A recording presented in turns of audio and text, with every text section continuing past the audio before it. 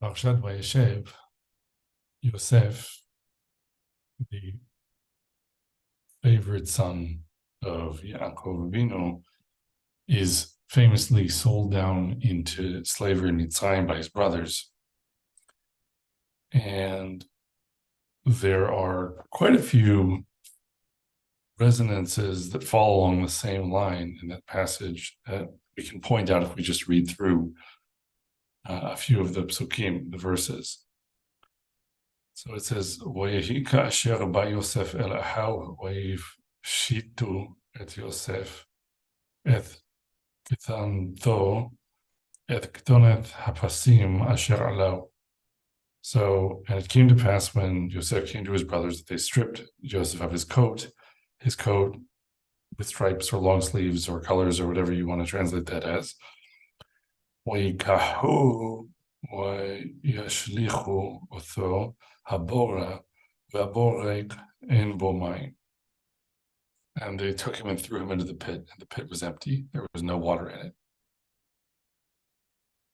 וישבו לאכול לחם וישאו עיניהם ויראו והנה אורחת ישמעאלים באה מגלעד ובניהם נושאים נחוth utzri ולוט הולכים להוריד מצרימה.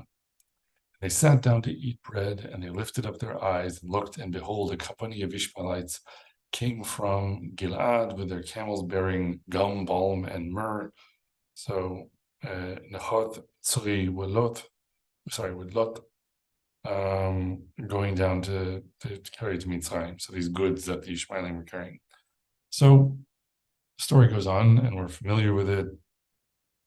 Yosef ends up being sold somehow both to the Ishmaelim, and also there are Midyanim that are mentioned. It says, "Vayavru anashim Midyanim soharim vayimshechu vayalu et Yosef min habaor vayimkeru et Yosef laYishmaelim b'esrim kesef." So somehow it seems like the Midyanim actually come along and take him out and sell him to the Ishmaelim, even though it's kind of the brothers also. And then they take the blood, the coat of Yosef, they dip it in the blood of a goat kid. So ויקחו את כתונת יוסף וישחטו שעיר העיזים ויטבלו את הכתונת בדם. And they took Yosef's coat and killed a kid of the goats and dipped the coat in the blood. So this is one of the most famous passages in Sefer Bereshit. There's a lot one could talk about. I just want to focus on a sequence of different words that appear densely in this passage. There's mention of Yishmaelim, the Ishmaelites. There's mention of the Midyanim, the Midianites.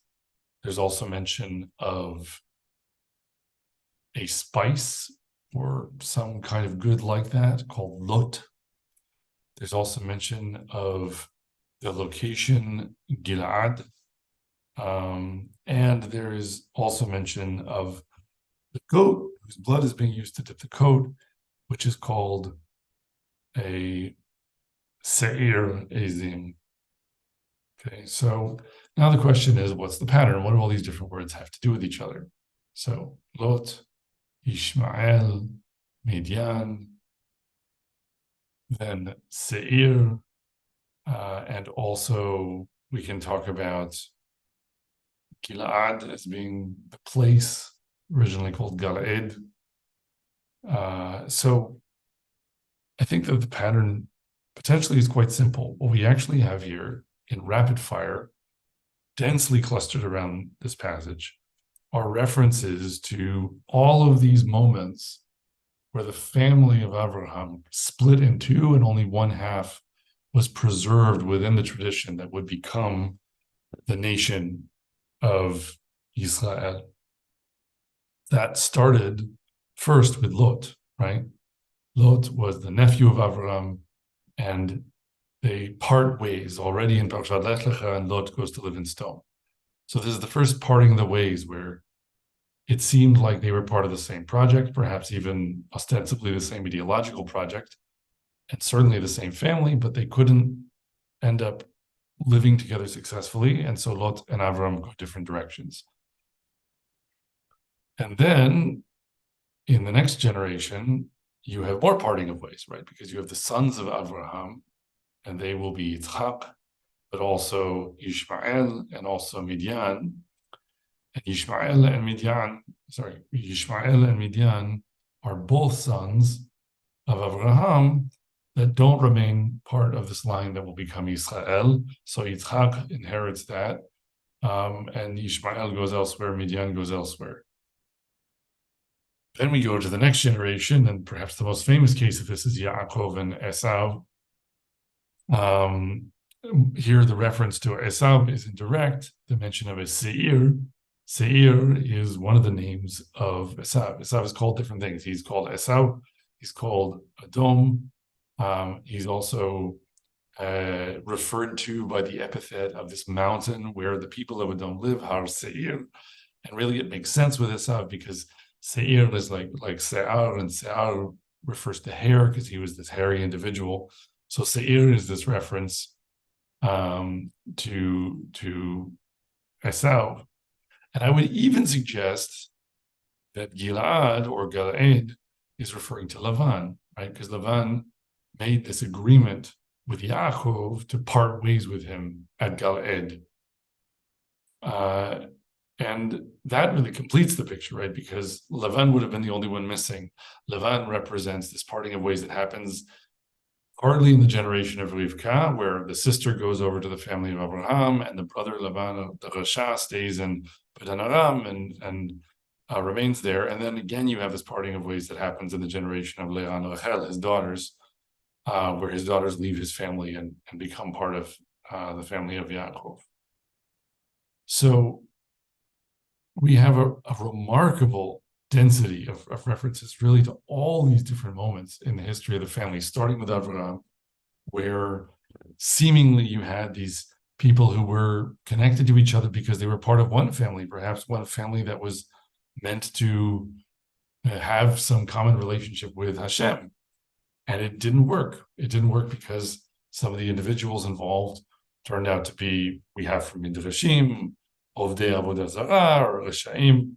But we don't even really need to have those midrashim, I think, just to understand the basic point from the Torah, which is that the project that Avraham, Yitzchak, and Yaakov represent, that HaKadosh Baruch Hu is trying to cultivate through the generations, is so sensitive and so difficult to make into a success that you have to be very strict at some level. There has to be a very high standard that's kept, where even within one generation in one family, it isn't necessarily going to be the case because people are different from each other, that everyone will have the temperament, the sensibility, etc., to cleave to Torah and to HaKadosh Baruch Hu in the right way. And you really want that to be such a deeply ingrained trait in the family that it will persist and perpetuate itself, even against a lot of pressures over the course of history to do otherwise.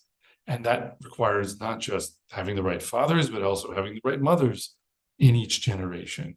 And those have to be very carefully selected as well. So Hagar, it turns out, couldn't produce an heir for Abraham that fit the bill, but Sarah could. And Rivka had to be gotten from back home, or back in the old country, so to speak, because no one in all of Canaan was suitable to marry Yitzchak. And then the same happened for Leah and Rachel and Yaakov. And all along the way as well, you have these other sons of Abraham or nephews, whatever, brother of Rivka, these people who have presumably a lot in common because they're family with the individuals that we revere as our Avot and Imahot, but they couldn't stay part of the project, either because they're quite apparently Rishaim, like Lavan, or they simply were headed in the wrong direction because of proclivities or temperamental differences that meant that they weren't going to be ultimately positive contributors to the project, if we're talking about the inertia that they would create in a certain kind of culture and character that could give rise to a nation. So like in the case of Lot or Midian or what have you. So why is this interesting? It's interesting because this is happening when? at the moment when Yosef is being sold down to Mitzrayim. In other words, there's another moment where in a certain generation, you have all these brothers, and one of the brothers is being cast out. And he was supposed to be, if anything, having the opposite happen to him, right?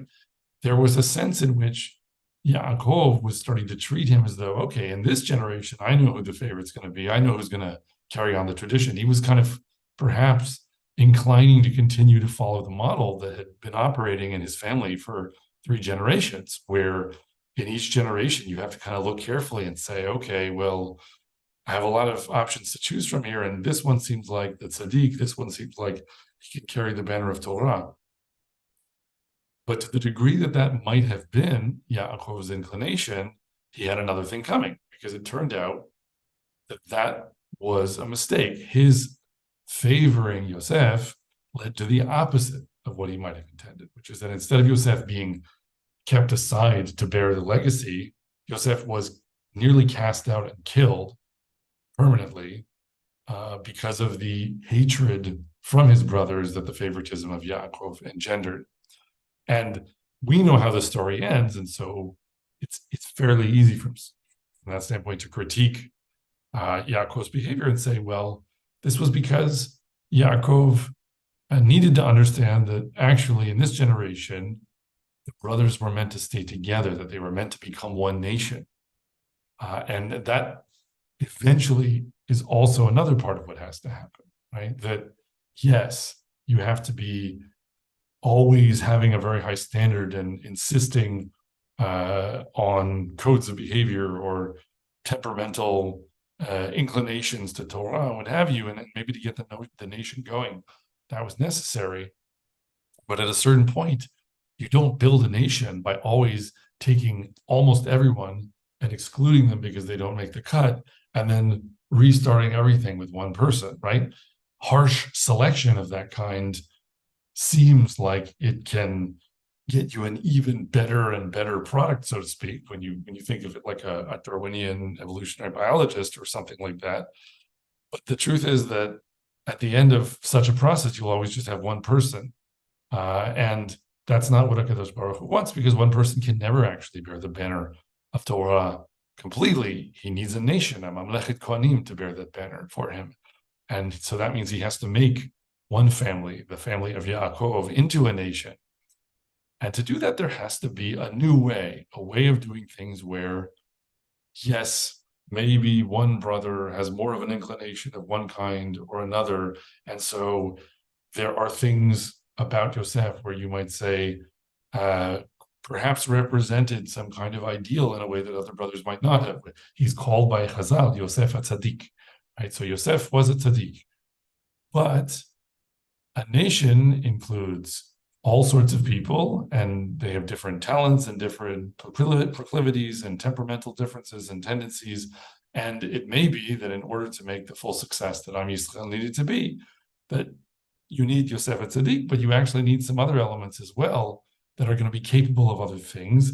And they need to find a way of being one family that's bonded together by mutual love and respect and mutual commitment to the Brit Abraham, Yitzchak, and Yaakov with HaKadosh Baruch Hu, and that will lead to fractiousness within the family, that will lead to challenges, that will lead to conflict, but they're conflicts that become resolvable within the framework of Torah, and that end up being things that aren't strong enough to rip the family into pieces. So despite tremendous differences that range across all of Am Yisrael and how we approach the world and what our tendencies and proclivities and strengths and weaknesses are, may HaKadosh Baruch Hu help us to find a way of staying united, but not united for its own sake and not united with no particular purpose, but united with the same matara, the same goal that Yaakov had for his family, which was to make a nation of priests, Mamlechet Kohanim,